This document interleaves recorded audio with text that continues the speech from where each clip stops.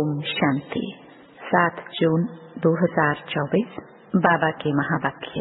मीठे बच्चे, तुम आपस में रूहानी भाई भाई हो। तुम्हारा एक दो से अति प्यार होना चाहिए। तुम प्रेम से भरपूर गंगा बनो। कभी भी लड़ना झगड़ना नहीं।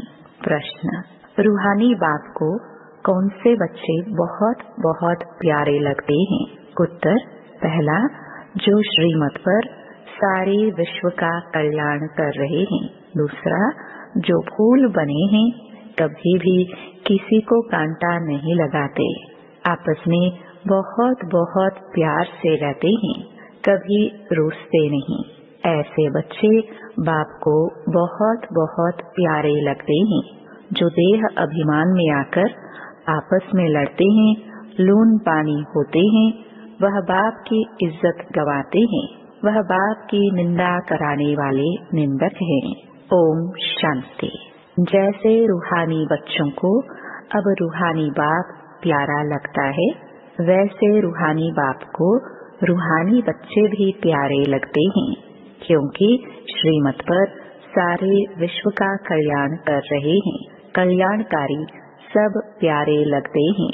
तुम भी आपस में भाई भाई हो, तो तुम भी जरूर एक दो को प्यारे लगेंगे। बाहर वालों से इतना प्यार नहीं रहेगा जितना बाप के बच्चों का आपस में होगा। तुम्हारा भी आपस में बहुत बहुत प्यार होना चाहिए। अगर भाई भाई यहाँ ही लड़ते झगड़ते हैं या प्यार नहीं करते, तो वह भाई नहीं ठहरे। तुम्हारा आपस में लव होना चाहिए। बाप का भी आत्माओं से लव है ना, तो आत्माओं का भी आपस में बहुत लव होना चाहिए। सत्युग में सब आत्माएं एक दो को प्यारी लगती हैं, क्योंकि शरीर का अभिमान टूट जाता है। तुम भाई भाई एक बाप की याद से सारे विश्व का कल्याण करते हो। अपना भी कल्याण करते हो, तो भाइयों का भी कल्याण करना चाहिए। इसलिए बाप देह अभिमानी से देही अभिमानी बना रहे हैं। वो लौकिक भाई भाई तो आपस में धन के लिए, हिस्से के लिए लड़ पड़ते हैं। यहाँ लड़ने झगड़ने की बात नहीं, हर एक को डायरेक्ट कनेक्शन रखना पड़ता है। यह है बेहद की बात। योग बल से बाप से वर्षा लेना है। लौकिक बाप से स्थूल वर्षा लेते हैं। यह तो है रूहानी बाप से रूहानी बच्चों को रूहानी वर्षा। हर एक को डायरेक्ट बाप से वर्षा लेना है।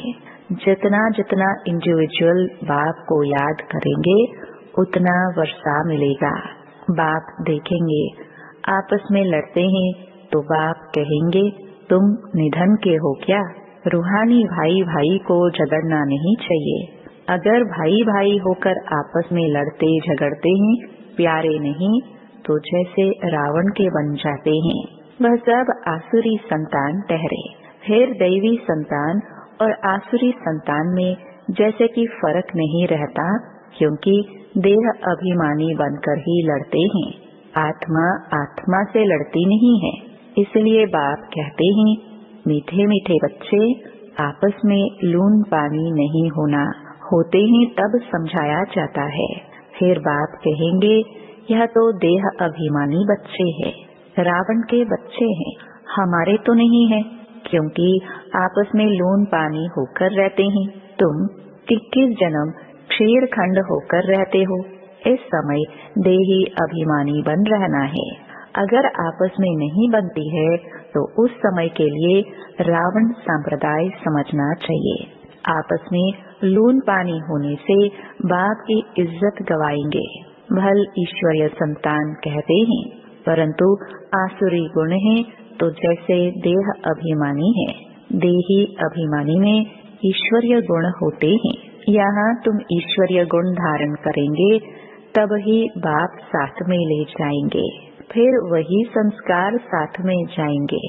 बाप को मालूम पड़ता है कि बच्चे देह अभिमान में आकर लून पानी हो रहते हैं, वह ईश्वरीय बच्चे कहला न सके। कितना अपने को घाटा डालते हैं, माया के वश हो जाते हैं। आपस में लून पानी, नमक पानी, मतभेद हो जाते हैं। यूं तो सारी दुनिया ही लून पानी है, लेकिन अगर ईश्वरीय संतान भी लून पानी हो तो बाकी फर्क क्या रहा? वह तो बाप की निंदा कराते हैं। बाप की निंदा कराने वाले लून पानी होने वाले ठौर पा ना सके, उनको नास्तिक भी कह सकते हैं। आस्तिक होने वाले बच्चे कभी लड़ नहीं सकते। तुम्हें आपस में लड़ना नहीं है, प्रेम से रहना है, यहाँ ही सीखना है, जो फिर 21 जन्म आपस में प्रेम रहेगा। बाप के बच्चे कहलाकर फिर भाई भाई नहीं बनते तो वह आसुरी संतान ठहरे। बाप बच्चों को समझाने के लिए मुरली चलाते हैं, लेकिन देह अभिमान के कारण उन्हों को यह भी मालूम नहीं पड़ता कि बाबा हमारे लिए कह रहे हैं। माया बड़ी तीखी है, जैसे चूहा काटता है जो मालूम ही नहीं पड़ता है। माया भी बड़ी मीठी मीठी फूंक दे और काट लेती है, पता भी नहीं पड़ता है। आपस में रूसना आदि आसुरी संप्रदाय का काम है। बहुत सेंटर्स में लून पानी होकर रहते हैं, कभी कोई परफेक्ट तो बने नहीं है। माया वार करती रहती है। माया ऐसा माथा मोड़ लेती है जो पता नहीं पड़ता है। अपने दिल से पूछना है कि हमारा आपस में प्रेम है व नहीं। प्रेम के सागर के बच्चे हो तो प्रेम से भरपूर गंगा बनना चाहिए। लड़ना झगड़ना, उल्टा सुल्टा बोलना, इससे ना बोलना अच्छा है। Hear no evil. अगर किसी में क्रोध का अंश है तो वह लव नहीं रहता है। इसलिए बाबा कहते हैं रोज अपना पोतामेल निकालो। आसुरी चलन सुधरती नहीं तो फिर नतीजा क्या निकलता है? क्या पद पाएंगे? बाप समझाते हैं कोई सर्विस नहीं करेंगे तो फिर क्या हालत हो जाएगी? पद कम हो जाएगा। साक्षात्कार तो सबको होना ही है। तुमको भी अपनी पढ़ाई का साक्षात्कार होता है। साक्षात्कार होने के बाद ही फिर तुम ट्रांसफर होते हो। ट्रांसफर होकर तुम नई दुनिया में आ जाएंगे। पिछाड़ी में सब साक्षात्कार होगा, कौन कौन किस मार्क से पास हुआ है। फिर रोएंगे, पीटेंगे, सजाए भी खाएंगे, पछताएंगे। बाबा का कहना नहीं माना। बाबा ने तो बार बार समझाया है कोई आसुरी गुण नहीं होना चाहिए। जिनमें दैवी गुण है उनको ऐसा आप समान बनाना चाहिए। बाप को याद करना तो बहुत सहज है। अलफ और बे। अलफ माना बाप, बे बादशाही। तो बच्चों को नशा रहना चाहिए। अगर आपस में लून पानी होंगे तो फिर ईश्वरीय औलाद कैसे समझेंगे? बाबा समझेंगे यह आसुरी औलाद है। माया ने इसे नाक से पकड़ लिया है। उनको पता भी नहीं पड़ता है। सारी अवस्था डावाडोल, पद कम हो पड़ता है। तुम बच्चों को उन्हें प्रेम से सिखाने की कोशिश करनी चाहिए। प्रेम की दृष्टि रहनी चाहिए।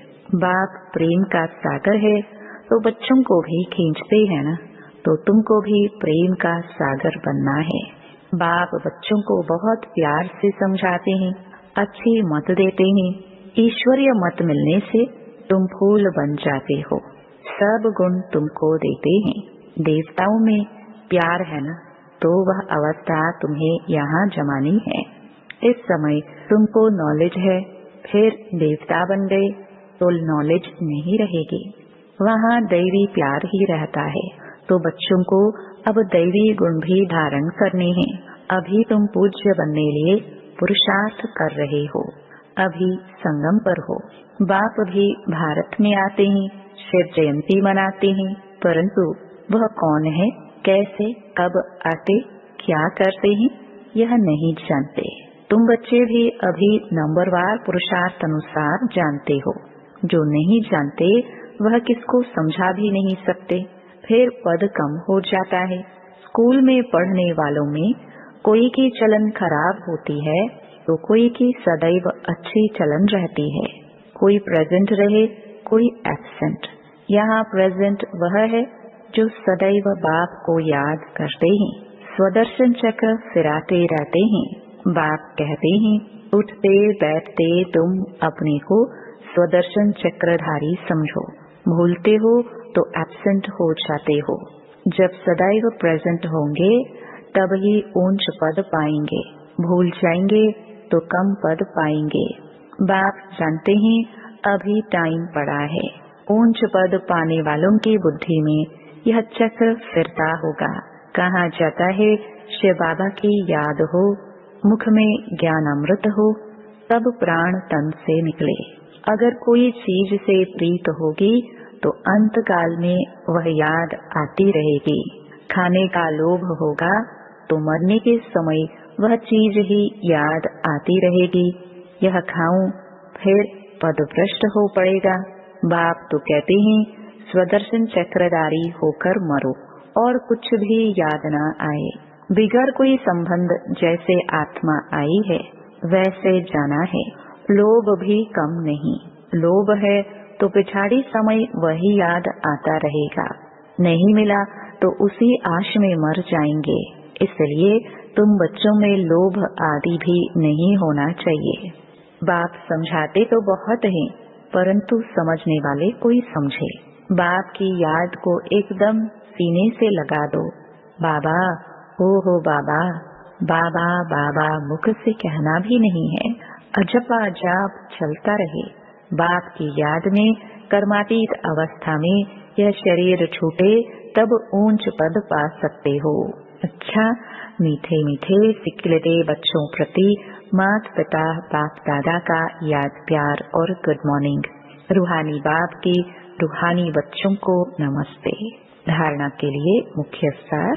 पहला, प्रेम से भरपूर गंगा बनना है। सबके प्रति प्रेम की दृष्टि रखनी है। कभी भी मुख से उल्टे बोल नहीं बोलने हैं।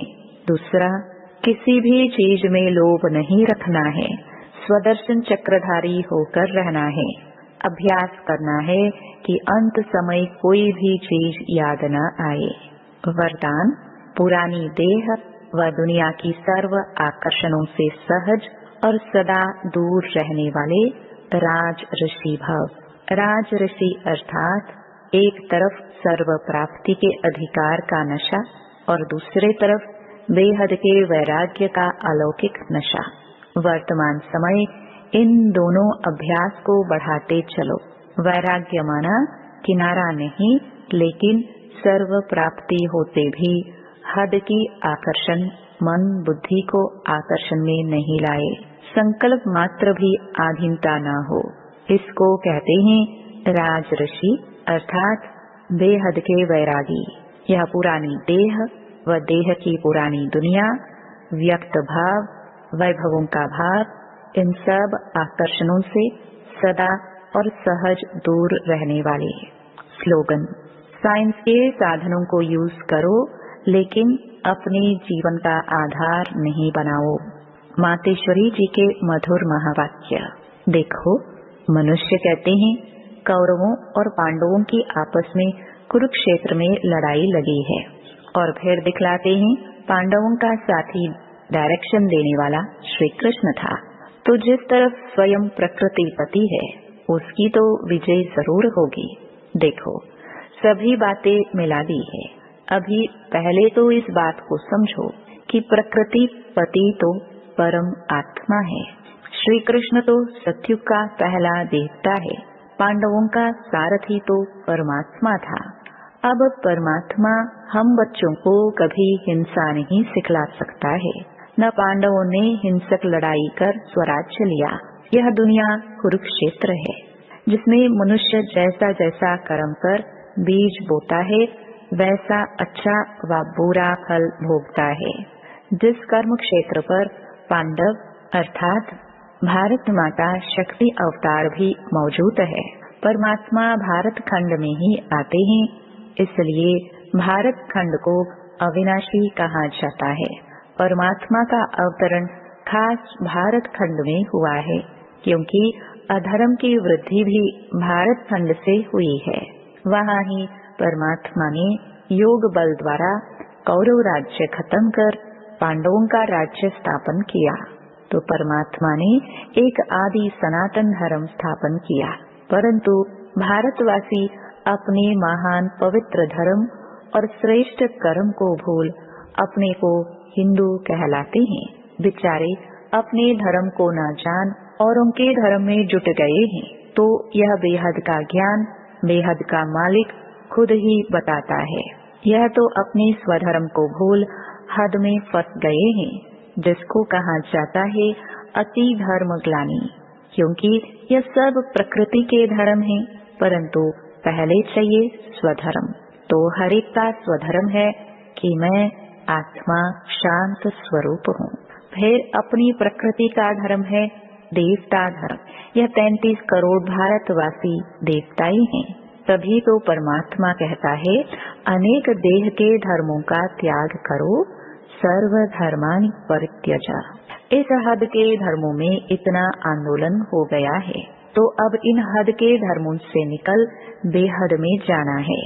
उस बेहद के बाद सर्वशक्तिवान परमात्मा के साथ योग लगाना है। तो सर्वशक्तिवान प्रकृतिपति परमात्मा है, न कि श्री कृष्ण। तो कल्प पहले भी जिस तरफ साक्षात प्रकृतिपति परमात्मा थे, उनकी विजय गाई हुई है। अच्छा, ओम शांति।